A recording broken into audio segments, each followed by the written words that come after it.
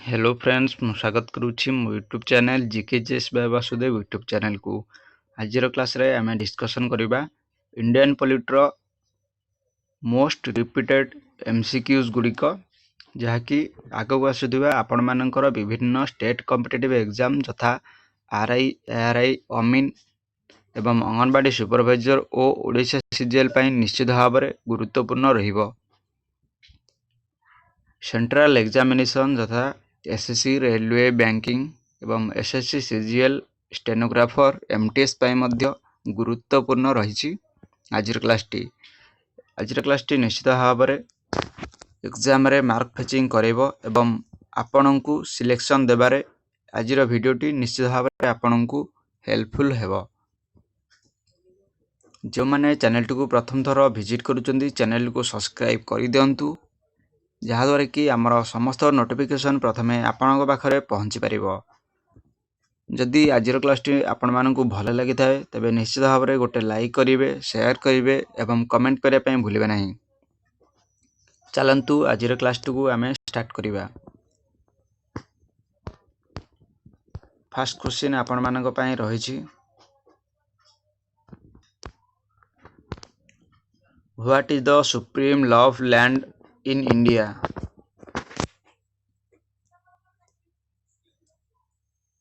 India रा सबुठारु supreme law of land केउंटी constitution parliament supreme court government. यार करेक्ट आंसर हो ऑप्शन ए कॉन्स्टिट्यूशन। इंडिया रा सबुठारु सुप्रीम लॉ ऑफ लैंड होउची आमर कॉन्स्टिट्यूशन बा संविधान। नेक्स्ट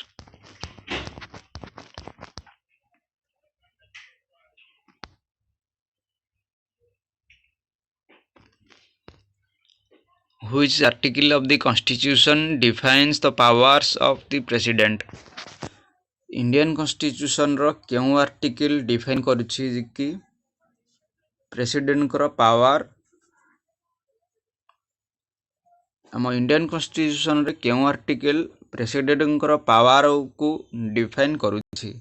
आर्टिकल गुड़िक आपण मानक देछि आर्टिकल 52 आर्टिकल 53 आर्टिकल 54 आर्टिकल 55। यार करेक्ट आंसर हो ऑप्शन बी आर्टिकल 53। आर्टिकल 53 हेउछि प्रेसिडेंट कर पावर को डिफाइन करुछि। आगो बढ़िबा।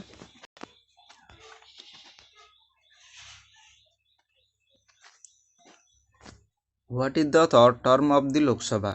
लोकसभार टर्म केते वर्ष रही थाए। 4 वर्ष 5 वर्ष 6 वर्ष 7 वर्ष। यार करेक्ट आंसर हो ऑप्शन बी 5 वर्ष। लोकसभार कार्यकाल होची 5 वर्ष। आगो बढ़िबा। Next question Which body is responsible for the appointment of election commission?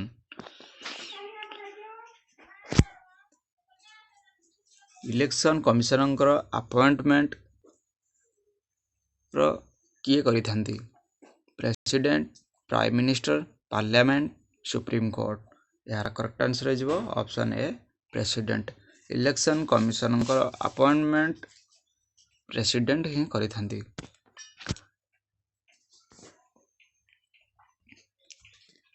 Next question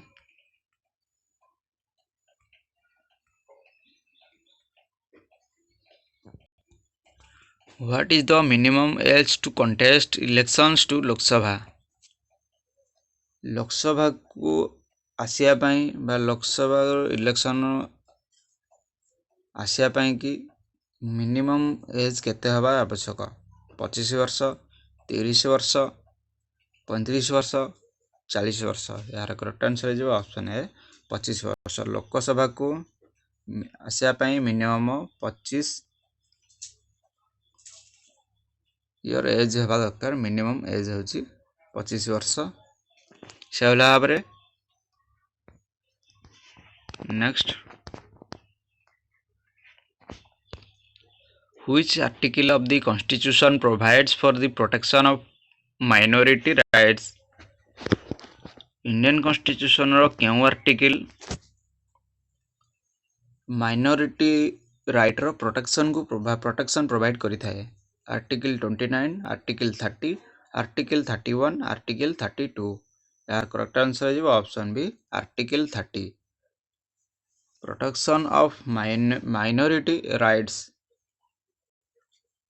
minority मानकर अधिकार को प्रोटेक्शन देवा यह आर्टिकल 30 कॉन्स्टिट्यूशन रे प्रोवाइड करा जाय छी। आगो बढ़िबा next question.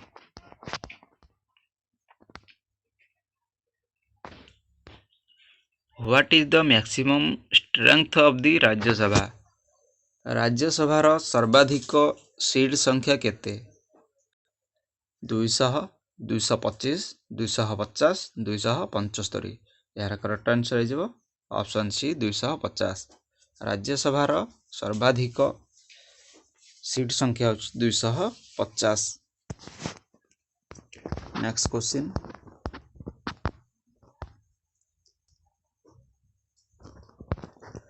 Which article of the Constitution provides for the impeachment of the President? President को इम्पीचमेंट क्यों आर्टिकल रे प्रोवाइड करा जाय छी?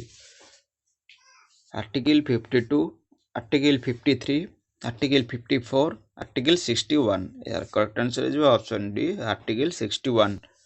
इम्पीचमेंट ऑफ द प्रेसिडेंट है आर्टिकल 61 रे डिस्क्राइब करा जाय छी। प्रेसिडेंट को तांकर केउ माध्यम रे तांको बहिष्कार करा जाय थाए? प्रेसिडेंट को इम्पीचमेंट माध्यम रे प्रेसिडेंट को बहिष्कार करा जाय थाए। नेक्स्ट वन लाइनर क्वेश्चन गुडी आमे डिस्कशन करबा जाकी मोस्ट इंपोर्टेंट रहिबो। What is the supreme law of land in India? Supreme law of land of India होची Indian constitution. Next who is the head of the state in India? India row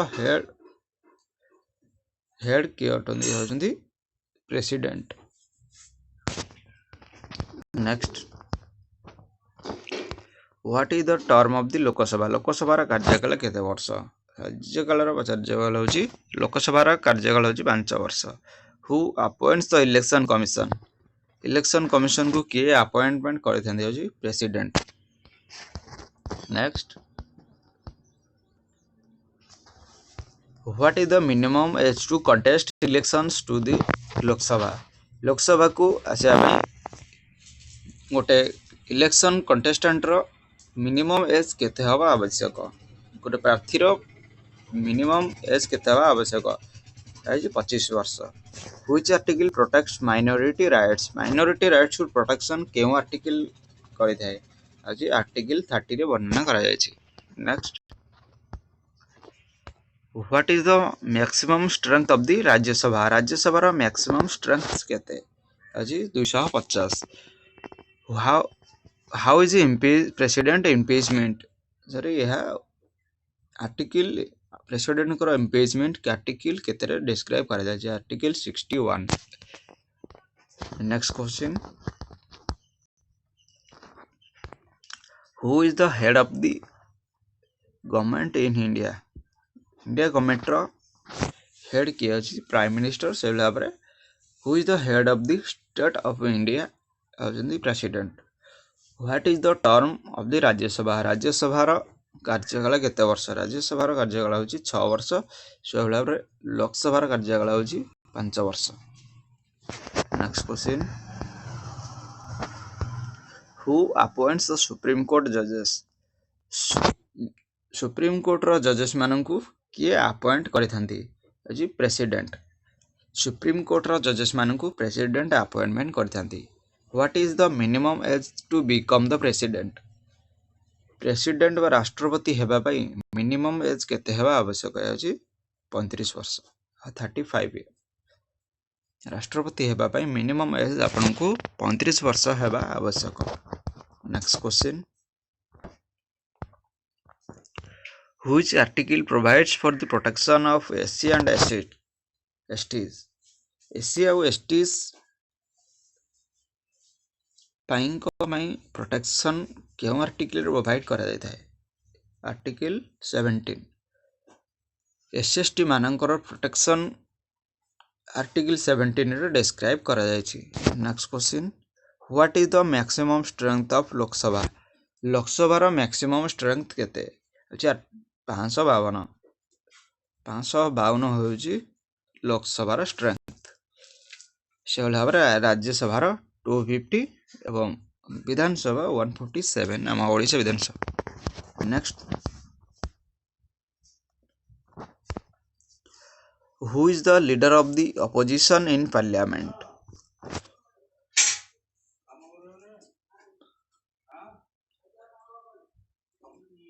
parliament रो leader of opposition को कौन हो जाए leader of opposition. Next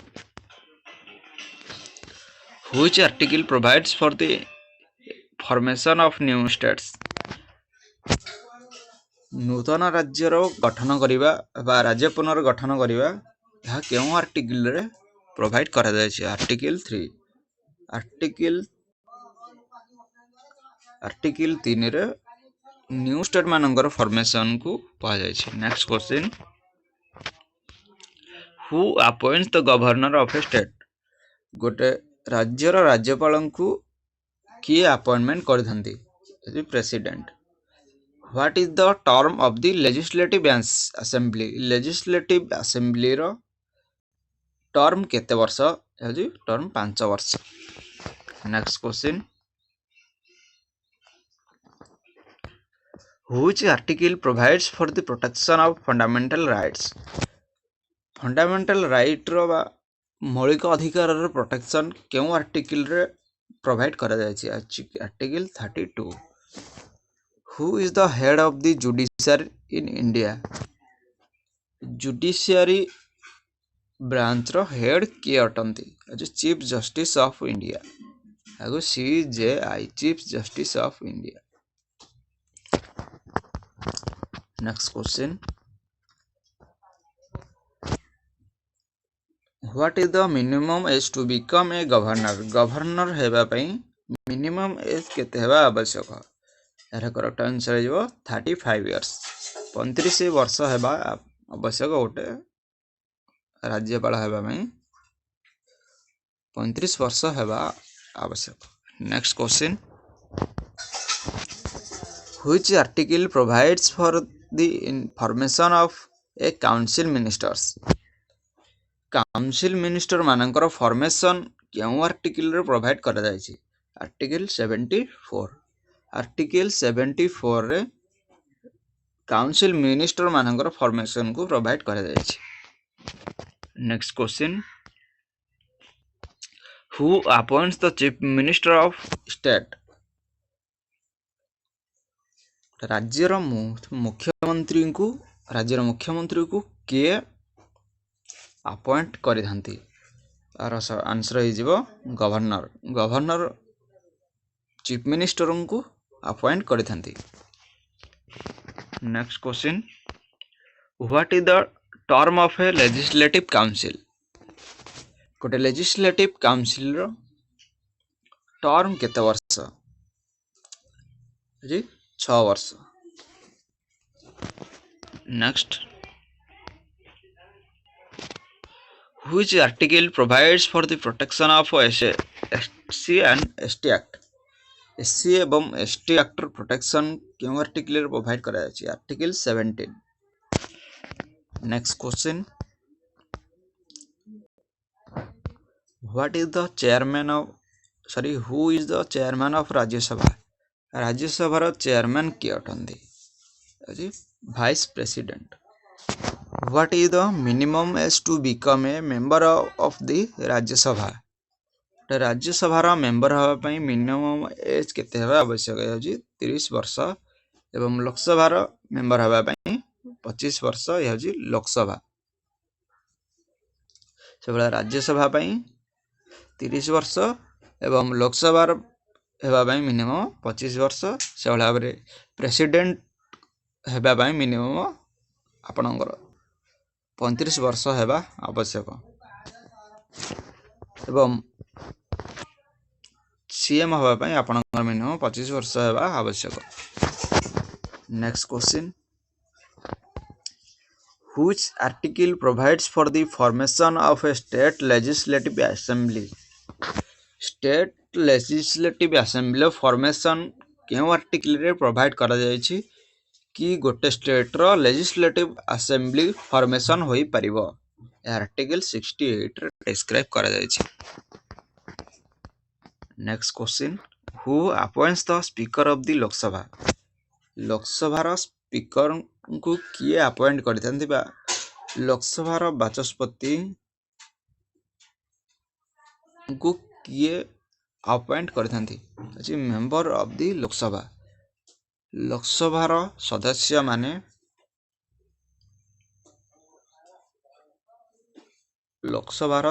माने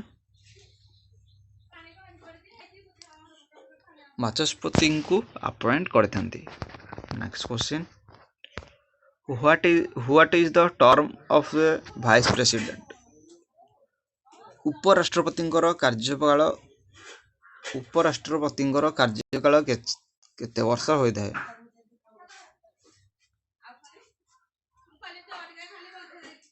5 वर्ष।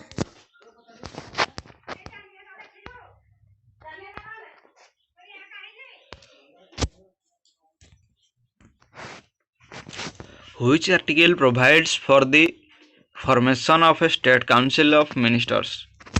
गोटे state रो council मानकर फॉर्मेशन करिबा क्यों आर्टिकल रे प्रोवाइड करा छै? Article 64।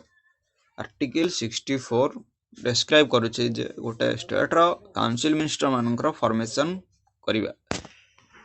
Next, who appoints the advocate general of a state? गोटे स्टेट रो एडवोकेट जनरल को किए अपॉइंट करथांती अछि गवर्नर। गोटे राज्य रो राज्यपाल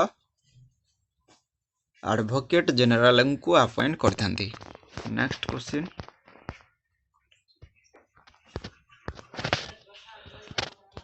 what is the minimum age to be a member of the legislative assembly? गोटे लेजिस्लेटिव असेंबली रो मेंबर हवा पई मिनिमम एज केते बा आवश्यक है 25 years. Next question, Indian constitution रो प्रोटेक्शन करिबा क्यों आर्टिकल रे प्रोवाइड करा जाय? आर्टिकल 368 ये मोस्ट इंपोर्टेंट रहिबो या बारंबार एग्जाम रे आसुची।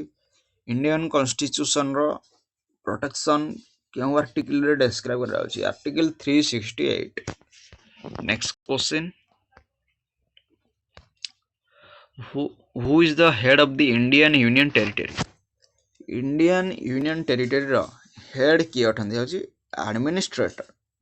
मन रखंतु ये मोस्ट इंपोर्टेंट जे इंडियन यूनियन टेरिटरी रो हेड होचंती एडमिनिस्ट्रेटर ना कि राष्ट्रपति भूल, राज्यपाल मध्य भूल एवं सीएम मध्य भूल।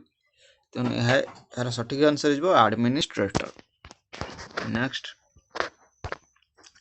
गोटे यूनियन टेरिटरी रो लेजिस्लेटिव असेंबली रो टर्म केते वर्ष अछि? 5 वर्ष। नेक्स्ट क्वेश्चन,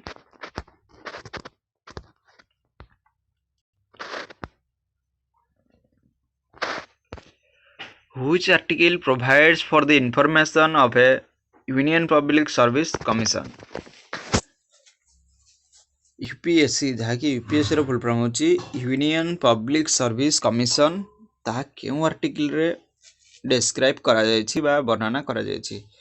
आर्टिकल 315 आर्टिकल 315 रे डिस्क्राइब करा जायछि। आर्टिकल 315 होची यूपीएससी। मन रखंतु बारंबार रिपीट कर दउछि। आर्टिकल 315 होची यूपीएससी। आर्टिकल 315 होची यूपीएससी। नेक्स्ट, जो यूनियन पब्लिक सर्विस बा यूपीएससी रो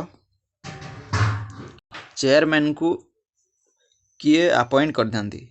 यूपीएससी रो चेयरमैन को प्रेसिडेंट अपॉइंट करथांती। वर्तमान जो मनोज सोनी थिले से रिजाइन कर देचंती। ता बदल रे आपनकर न्यू अपॉइंटमेंट होइचंती। नेक्स्ट,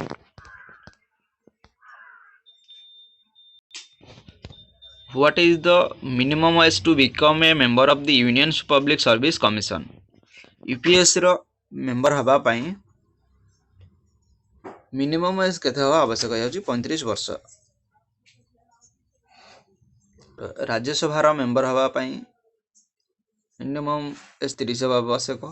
लोकसभा रो मिनिमम 25 ईयर हवा। राष्ट्रपति हवा पाई मिनिमम एज 35 हवा आवश्यक। से बेला बरे सीएम हवा पाई मिनिमम 25 ईयर आवश्यक। से बेला बरे यूनियन पब्लिक कमिशन यूपीएससी रे मिनिमम 35 ईयर हवा आवश्यक। नेक्स्ट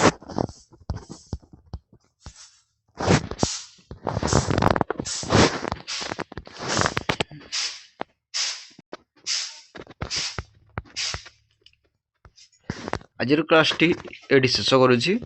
देखा आ गोटे नुआ वीडियो रे यार नेक्स्ट पार्ट रे आमे याको डिस्कशन करिबा टॉप क्वालिटी एमसीक्यूज गुड़िक। बाकी जहाँ एमसीक्यूज बा वन लाइनर जीके रहिला से गुड़िक आमे नेक्स्ट क्लास रे आमे डिस्कशन करिबा।